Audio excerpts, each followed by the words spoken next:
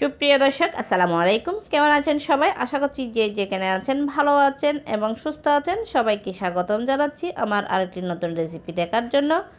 আমি আজকে আপনাদের সাথে শেয়ার করছি খুবই মজার একটা স্ন্যাক্স রেসিপি। আমরা বিকালে চায়ের সাথে কিন্তু এই স্ন্যাক্স রেসিপিটা সার্ভ করতে পারি।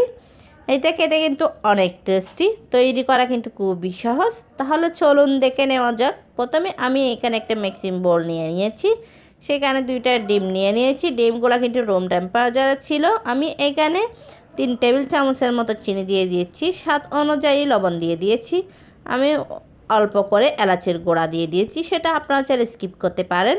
আমি একে ভালো করে একটু ডিমগুলোকে বিট করে নিয়েছি। ডিম আর চিনি যেন একসঙ্গে ভালো করে মিক্স হয়ে যায়, তার জন্য আমি ভালো করে একটু বিট করে নিয়েছি। বিট করা হয়ে গেছে। এখন 1 কাপ ময়দা দিয়ে একটু ডো তৈরি করে নিচ্ছি। আমি অল্প করে বেকিং সোডাও দিয়ে দিয়েছি।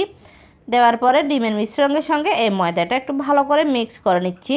দেখেন ডো তৈরি করে নিয়েছি। এই ডোটাকে একটু ভালো করে সময় নিয়ে মতে নিতে হবে। আশা করছি আজকের রেসিপিটা আপনাদের কাছে ভালো লাগবে। ভালো লাগলে প্লিজ আমার চ্যানেলটা সাবস্ক্রাইব করে পাশে থাকার বেল আইকনটি প্রেস করে রাখবেন, আমাকে সাপোর্ট করবেন। দেখেন আমি এখন রুটিটা বেলে নিচ্ছি।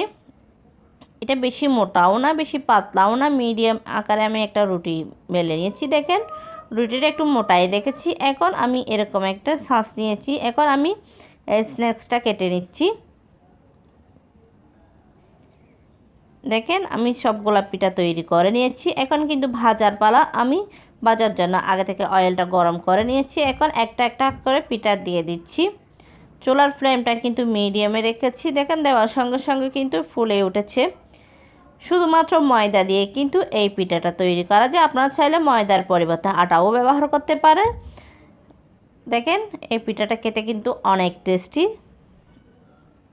অল্প কিছু উপকরণ দিয়ে কিন্তু এই পিঠাটা তৈরি করে নেওয়া যায়।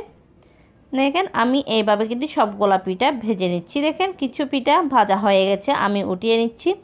আমি অন্য পিঠাগুলো ভেজে নিচ্ছি। আশা করছি আজকের রেসিপিটা আপনাদের কাছে ভালো লাগবে। ভালো লাগলে লাইক, কমেন্ট এবং বেশি করে শেয়ার করবেন।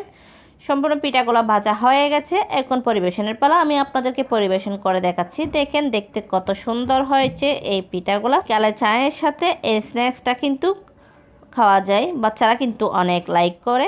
ঝটপট তৈরি করে এই স্ন্যাক্সটা কিন্তু বিকালের চায়ের সাথে খাওয়া যায়। এটা খেতে কিন্তু অনেক টেস্টি, তৈরি করা কিন্তু খুবই সহজ। দেখেন আমি একটা আপনাদেরকে ছিঁড়ে দেখাচ্ছি, দেখতে কত ইয়ামি হয়েছে এই পিঠাগুলো। আর আজকের রেসিপিটা আপনাদের কাছে কেমন লেগেছে অবশ্যই কমেন্ট করে জানাবেন।